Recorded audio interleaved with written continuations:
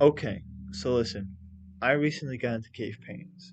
It's another half sciencey, half history thing I got obsessed with because of Caucasus. It wasn't even one of their in-depth videos with graphs and the numbers. It was one where they invited some guy to talk about handprints in caves.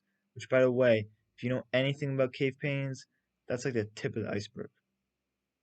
Or second tier. Doesn't matter. Shut up. Anyways, I'm here to talk about one specific cave, the Cave of Altamira. To begin, let's start to when it was discovered. Technically, a hunter found the sealed cave in 1868, but we'll give credit to this guy, Marcelino di Salianto.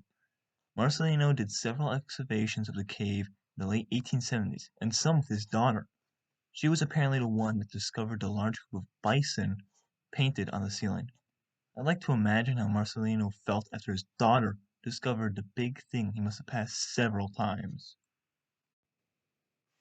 Hey, Dad, what are those cows there?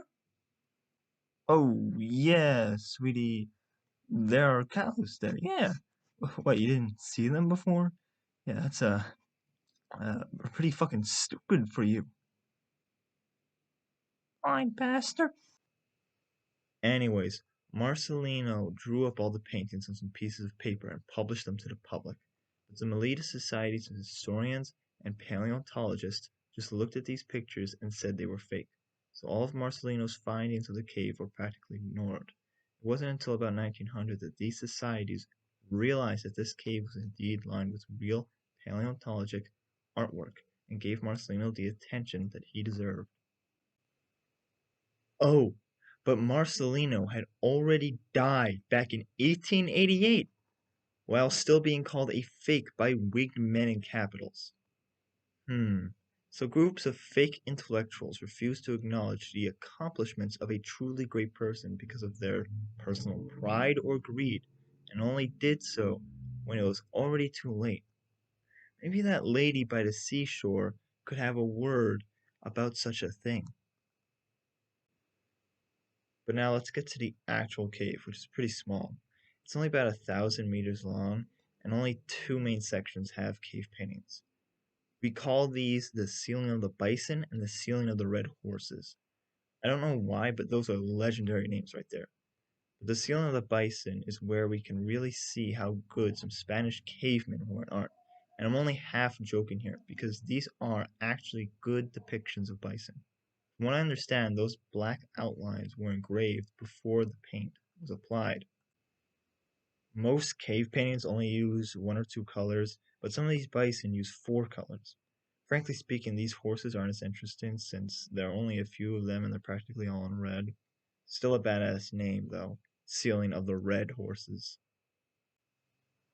Then there is this. What is it? It's every amateur paleontologist's worst nightmare. A cave painting symbol. See, we can recognize animals, humans, weapons, and a lot of other things in cave paintings, but symbols scare us. We don't know why those cavemen made this symbol. It has meaning that no one knows anymore. But it's kind of fun to think about until you realize that when you can't find out why they painted that symbol, then you have to think about why they painted anything. This is a serious debate, because why did cavemen paint the inside of caves that couldn't be seen by more than 30 people in their own tribe? Some believe it was a religious thing, others say that they were made by isolated and outcasted people. The most probable theory is that cave paintings were created to teach future generations about animals, how to hunt them, and which ones not to hunt. A personal theory that matches the Cave of Altamira is that cave paintings are dick measuring competitions between people that want to lead their tribes. Aha! The horns on your bison aren't straight. You lose.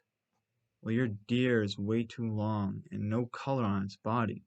The clan will see that my animal is 10 times better than yours. Yeah, no, the cow is better, Mark. That guy is going to lead us through two more winters before we all perish to some cave bears 1,000 miles from here. God damn it! Lastly, we get to how the cavemen actually painted the cave walls. It's a little unknown and vague on how this is done, but for the most part, the paint, which is usually liquefied oxidize, if that even makes sense, is put in the end of a short hollowed out bone. A longer hollowed bone would be put at the 90-degree angle to the other, and the artist would blow out through the longer bone. So those oxides would spew out, kind of spraying out the paint. But this method only released a small amount, so it must have taken literally forever for them to paint one bison. This also required some kind of strength to stay close to the ceiling, because we still don't really know how they painted these so high above the ground.